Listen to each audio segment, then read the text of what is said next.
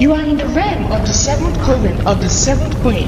You have my mirror, for you must protect it at all costs, or else what shall fall upon you will be something much worse than you can ever imagine. The Lord is my shepherd, I shall not want.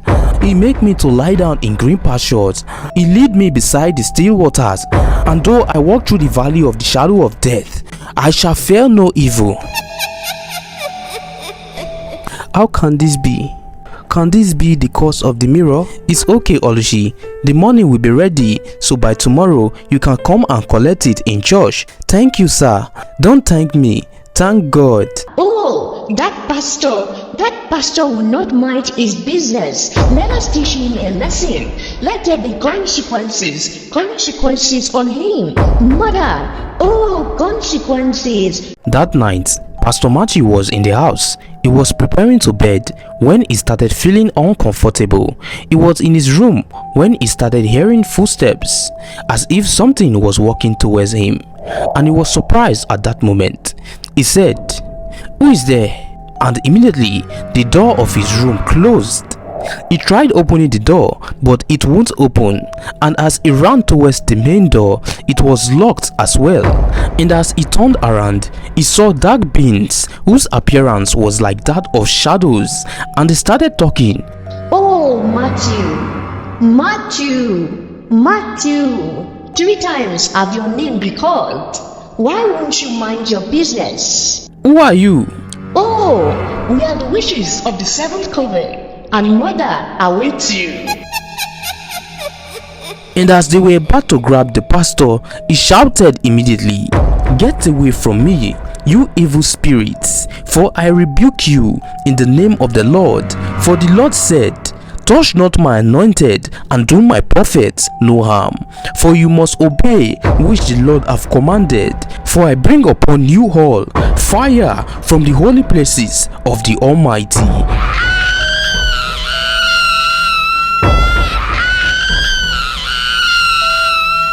And then the witches started shouting as if they were on fire, and they disappeared back to the realm of the seventh coven. Oh, mother, that pastor is powerful. We were almost destroyed. And the queen mother with anger said, I see. He's acting with the power of that God. And the witches asked, What God? And the queen mother replied, I cannot speak the name, for I fear the consequences. At that moment, the queen realizes that Pastor Mathew was no ordinary pastor, for the power of God is in him. Pastor Mathew could not believe the shocking experience he had, for he had never seen witches face to face before, and he thanked God and gave praises to God that night.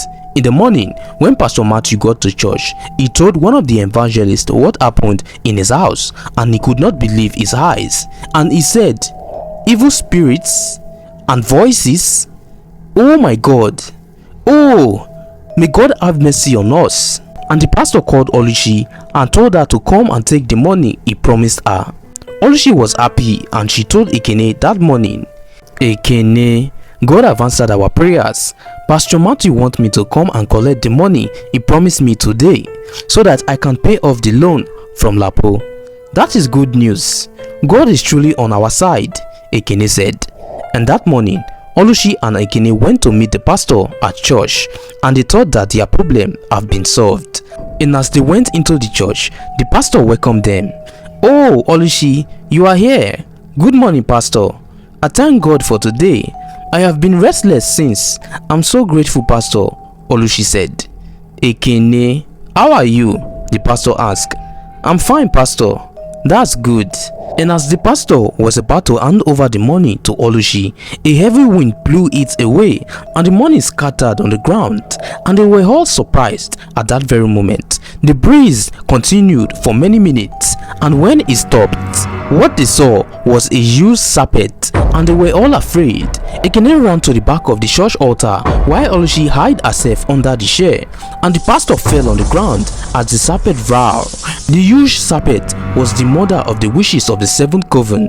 She was angry, and she appeared in the church to destroy and to conquer. And as the serpent shouted,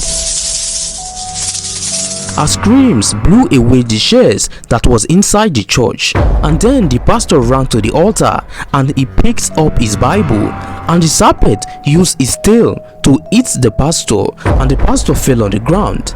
He could not get up as he was weak, and the huge serpent started destroying the church, breaking all the chairs and tables. And as Oluchi looked towards the direction of the pastor, she saw that the pastor was on the ground. And Oluchi took courage and she started proclaiming the word of the Lord. She said, "The word of God is the sword of the Spirit. The word of God is living and powerful, and the word of God shall protect us. For he has delivered us from the powers of darkness and conveyed us into the kingdom of the Son.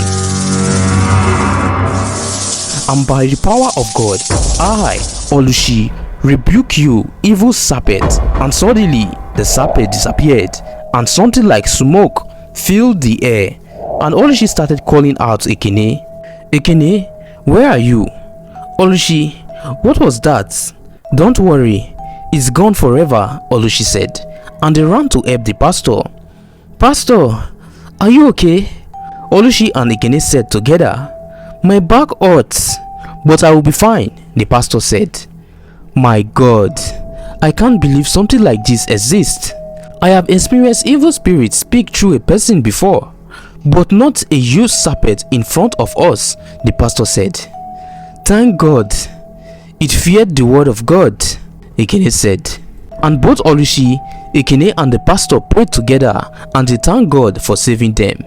And the pastor arranged the money that was scattered on the floor, and he gave it to Oluchi and told her to start up her business again and that things will be fine. And Oluchi said, "Pastor, I'm grateful. I'm so grateful. Thank you, Pastor. Now I understand it was the doing of evil spirits, and with God by my side, I don't think they stand a chance."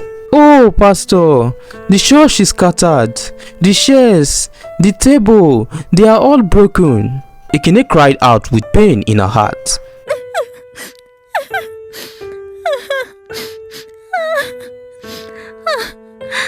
"Don't worry, the house of God cannot be destroyed. We shall build it big and better again," the pastor said.